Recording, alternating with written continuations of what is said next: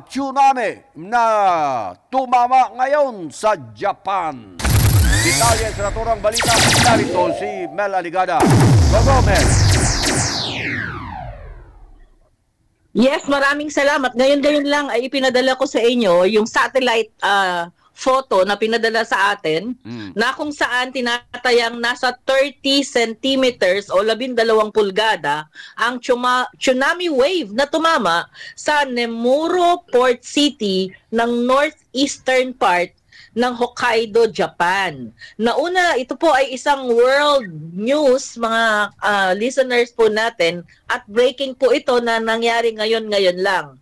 Nauna nang nagbabala ang Japanese authorities na posibleng mas malaki pang alon ang tumama sa kanilang coastlines. Ayon kay Japan Prime Minister Ishiba, nagsasagawa na daw ang mga otoridad ng kanilang assessment sa sitwasyon at relief efforts kung saan patuloy na inaabisuhan ang mga residente nila ng coastal areas na lumikas na sa mas ligtas na lugar.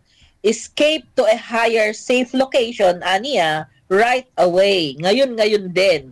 The time of the tsunami's arrival is just an estimate, aniya. Waves could actually arrive sooner or later. So continue to evacuate as long as the warning is in place ng mga otoridad doon sa Japan. So kung sasabihin din natin dito sa ating mga kababayan, Kuya Lan, between 120 to 240 yung taya ng PHIVOLCS naman sa atin, yung warning sa atin ng PHIVOLCS. Kaya yung mga nandyan po sa may coastal areas, lalo na kung nandun sila sa dagat, ay umalis muna sila habang hindi pa tumatama ang sinasabi ng PHIVOLCS na tsunami. So ang alert ay meron na rin po sa mga iba't ibang bansa dahil sobrang layo na ng Russia sa atin, mga kababayan, kaya posible ding mangyari ito.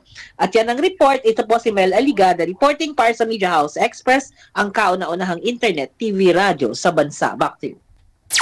Plus, report po yan. Kay Mel Aligada.